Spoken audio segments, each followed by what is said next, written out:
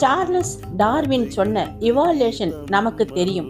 ஆனா டார்வினுக்கும் பல நூற்றாண்டுகளுக்கு முன்னாடியே மாணிக்கவாசகர் சொன்ன ஒரு விஷயம் இன்றைக்கு இருக்கும் அறிவியலையே ஆச்சரியப்பட வைக்கிறது. டார்வின் உடலோட மாற்றத்தை பற்றி பேசினார். ஆனால் மாணிக்கவாசகர் ஆத்மாவோட பயணத்தை பற்றி பேசுகிறார். உள்ளாக இருந்த ஒரு உயிர் எப்படி படிப்படியாக உயர்ந்து இன்றைக்கு மனிதனாக உங்க முன்னாடி நிற்கிறது. அந்த சோல் இவால்யூஷன் ரகசியம் இதோ. பொல்லா வினையேன் புகழுமாறு ஒன்றறியேன், புல்லாகி பூடாகி புழுவாகி மரமாகி பல்விருகமாகி பறவையாய் பாம்பாகி கல்லாய் மனிதராய் பேயாய் கணங்களாய் வல் அசுரராகி முனிவராய் தேவராய் செல்லா நின்ற இத்தாவரச் சங்கமத்துள் எல்லா பிறப்பும் பிறந்து இளைத்தேன் எம்பெருமான். அன்பர்களே, அறிவியல் சொல்லும் பரிணாம வளர்ச்சி என்பது வெறும் உடல் சார்ந்தது. ஒரு குரங்கு எப்படி மனிதனாக மாறியது என்று அது விளக்குகிறது. ஆனால் மாணிக்கவாசகர் ஒரு படி மேலே போய் ஆத்ம பரிமாணத்தை, அதாவது சோல் இவால்யூஷன் பற்றி விளக்குகின்றார். அதாவது ஒரு உயிர் புல்லாக இருக்கும் பொழுது அதற்கு ஒரு அறிவு, அதாவது தொடு உணர்வு மட்டுமே இருக்கும்.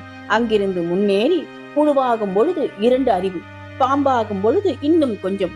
இப்படி அறிவு முதிர்ச்சி அடைந்து ஆத்மா பக்குவப்பட்டு இறுதியில் மனித பிறவியை எடுக்கின்றது. உடல் மாறினாலும் உள்ளே இருக்கும் அந்த ஆத்மா இறைவனை நோக்கித்தான் பயணம் செய்கின்றது. தாவர சங்கமத்துள் பாருங்கள், எவ்வளவு துல்லியமான வரிசை. புல் பூடு மரம் இவை அசையாத, அதாவது தாவர நிலைகள்.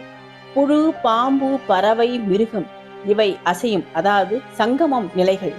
கல்லாய் உயிரற்ற கல்லை போன்ற ஜட பொருளாகவும் கூட ஆத்மா தங்கி அனுபவங்களை பெறுகின்றது. இந்த தொடர் பயணத்தில் ஆத்மா ஒவ்வொரு பிறவியிலும் ஒரு பாடத்தை கற்றுக்கொண்டு மெல்ல மெல்ல தேவநிலையை நோக்கி நகர்கின்றது. பிறந்து இளைத்தேன். இப்படி பல கோடி ஆண்டுகளாக பல கோடி உடல்களை மாற்றி மாற்றி பயணித்த அந்த ஆத்மா இப்பொழுது மனித பிறவியில் வந்து நிற்கின்றது.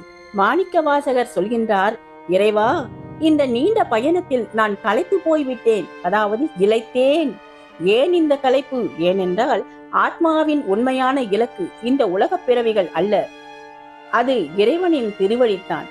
ஒரு பயணி தன் வீட்டை அடையாதவரை எப்படி ஓய்வெடுக்க மாட்டாரோ அப்படி நம் ஆத்மாவும் இறைவனை அடையும் வரை ஓய்வெடுக்காது. பல கோடி பிறவிகளில் நாம் சேகரித்த அனுபவங்களின் முடிவே இந்த மனித பிறவி. இந்த பிறவியிலாவது நாம் அந்த பரம்பொருளை பற்றி கொள்ள வேண்டாமா? தென்னாடுடைய சிவனே போற்றி. என்